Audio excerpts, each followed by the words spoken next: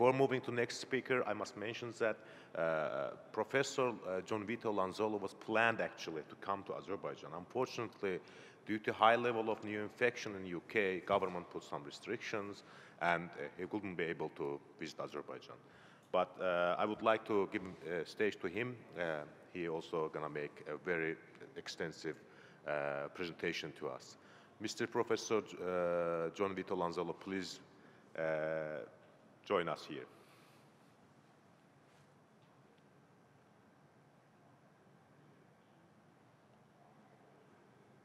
For the introduction. Thank you also for the invitation. As you said, I mean, I was planning to be there. I was supposed to be there. Unfortunately, I cannot for logistical reasons. I mean, otherwise I would be to quarantine here in the UK. So I will be, I mean, after such esteemed colleagues, I will be focusing on a more, let's say, micro aspect of the topic of this panel.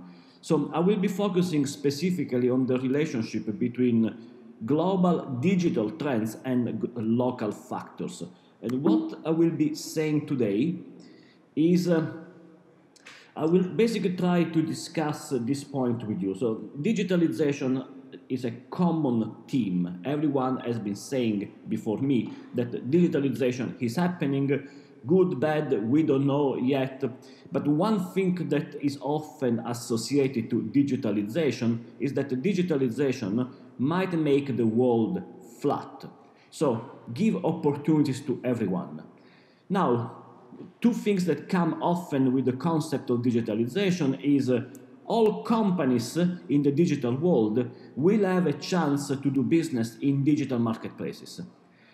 And another thing that is often associated to digital transformation or digitalization is that adopt digital technologies and good things will happen in your economy, in your company, in your organization.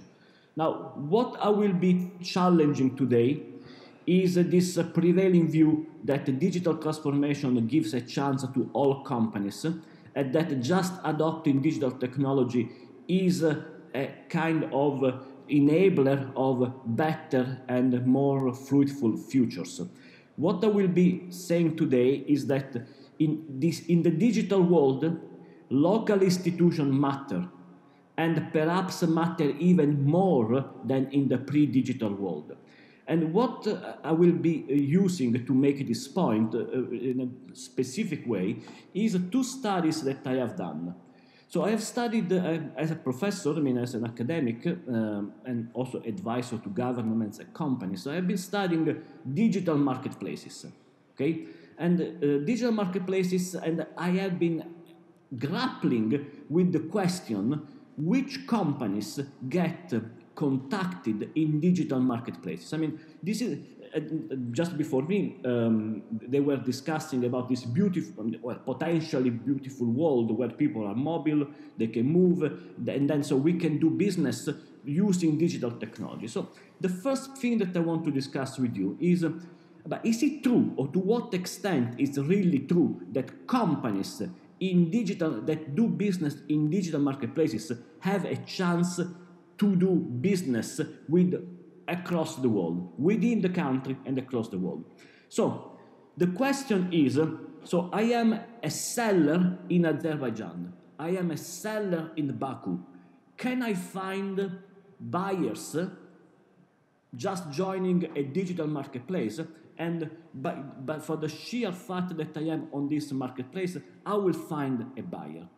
Now, the situation, it's not that simple. I mean, the usual explanation for selecting a seller is that, I mean, when buyers look for a seller in digital marketplaces, they usually look at the seller brand, seller certifications, seller feedback, whether this seller has good or bad feedback from other clients. And then there is also an issue of buyer-seller geographical distance. There is a tendency, all else being equal, to choose sellers that are closer to home. Now, this is the theory, but the reality is that, I mean, in online digital marketplaces, there are hundreds or even thousands of sellers that have similar brands, similar level of certification, similar level of feedback, and even similar geographical distance. So in these marketplaces, why does a buyer end up selecting a company in Baku rather than in Frankfurt, rather than in London? So it's not just an issue of brand, certification, feedback, and geographical distance. What I show in my research is that, and this is the paper that I'm using, it's a paper published in Academy Management Journal, is what I show in my research is that companies, and I'm going to go straight to the point, this is based on a very broad study of buyer-seller interactions in digital marketplaces, okay? So with all industries are represented, so all geography are represented. So what I want to show here is that the seller institutional quality matter in a disproportionately high way in determining whether a seller gets contacted by a buyer or not.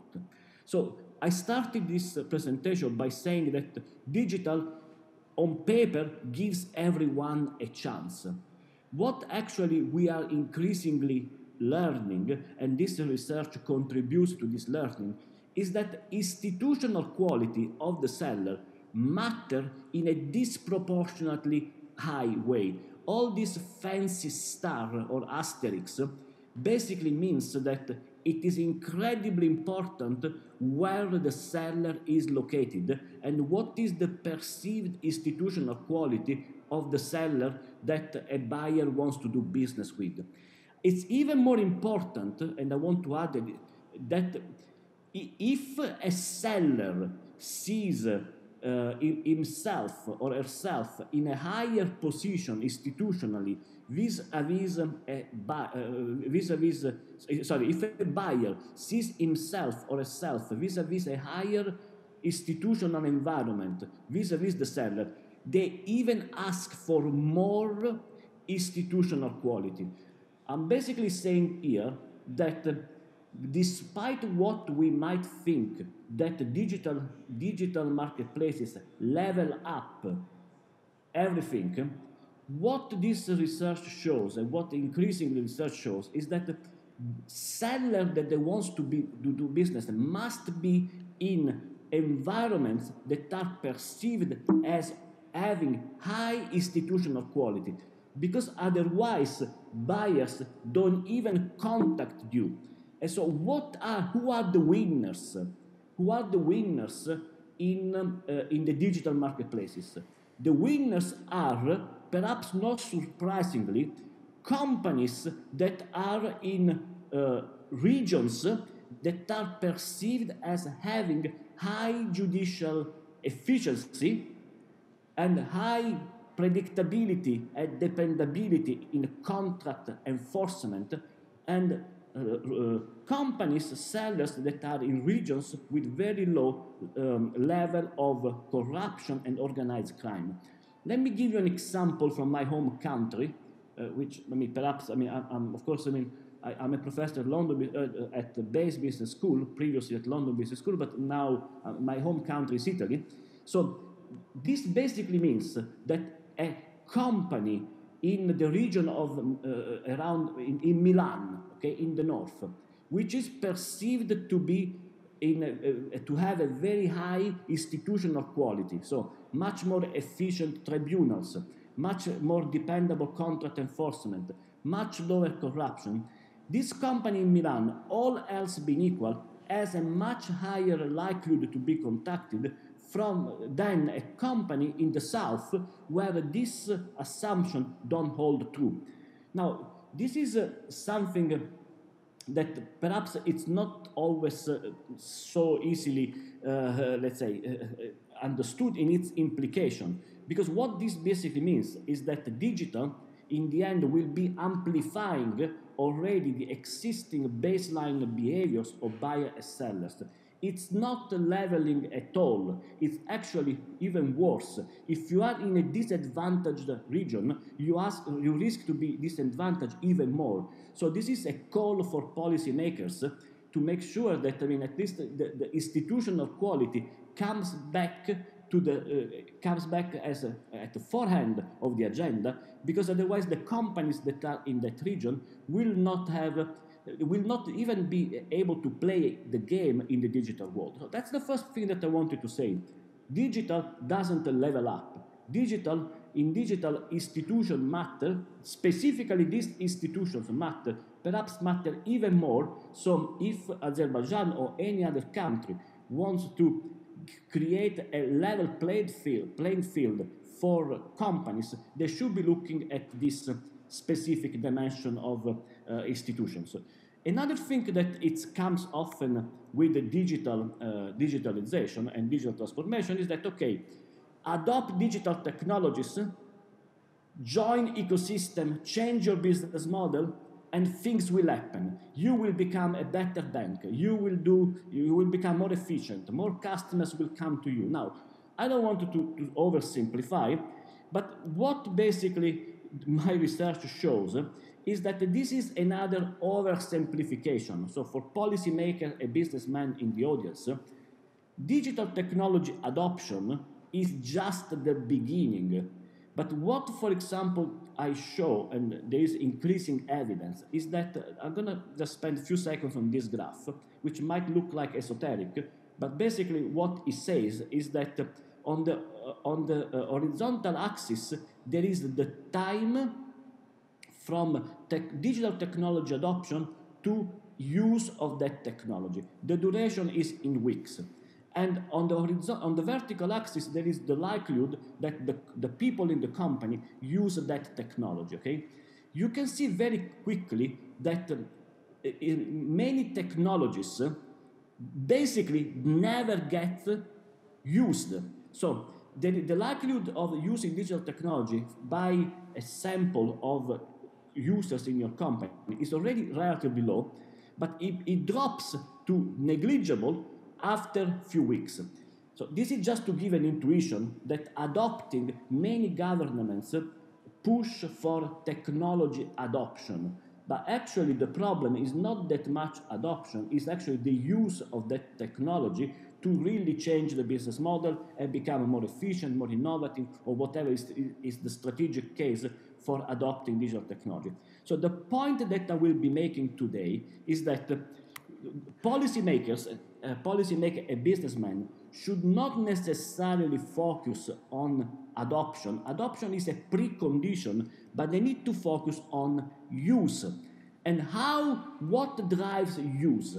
Now, besides all the esoteric things that you see here, what drives use is, of course, HR policy within the organization, which is something that we cannot control at the policy level, we can only control at the business level, but there is something that we can control at the policy level or at institutional level, which is basically creating user bandwagon. So what is increasingly clear is that users of digital technology don't listen that much to their top management. In fact, I'll show you now, it's actually the top management has even a negative effect on usage, okay? So if the top management says use a technology, usually that doesn't work. What works much better to shrink the time from technology adoption to technology use is making sure that other users speak with the users in your company to say, listen, this digital technology really matters, so this will make a difference. Invest the time, the reskilling that is needed, because otherwise you will be selected out from the market. So the point that I'm making here is that often there is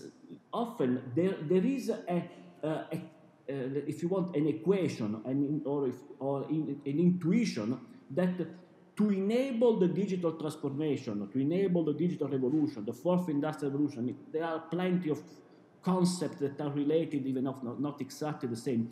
It's enough to trigger technology adoption. What actually it happens is that technology adoption can be completely irrelevant if it's not accompanied by bandwagons of users, so social dynamics.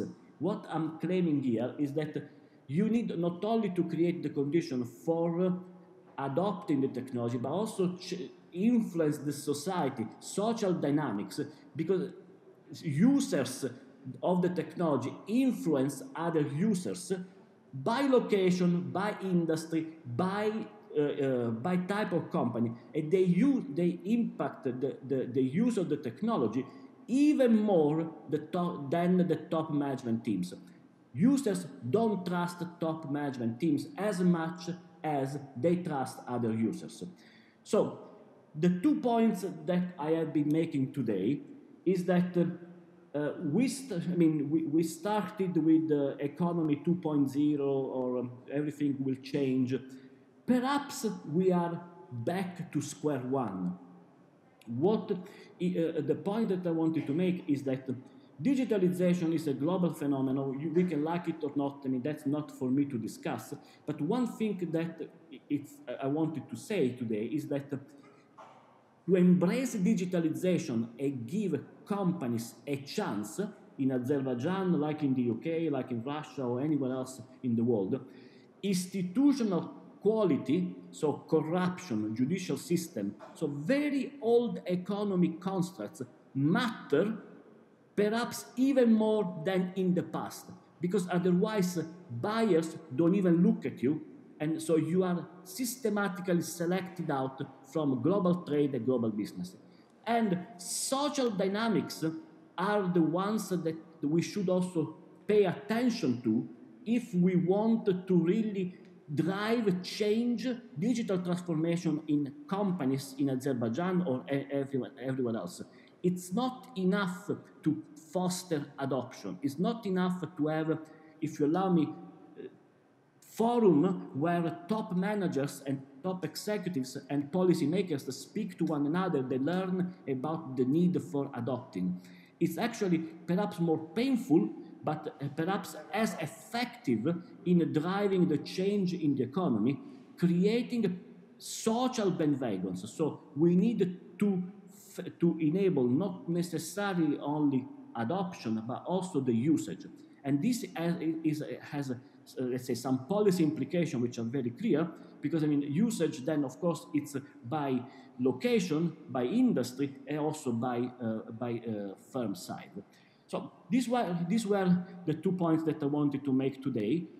Digital is there to stay, but going forward, local institution will be even more important to make a difference in the digital world. Thank you.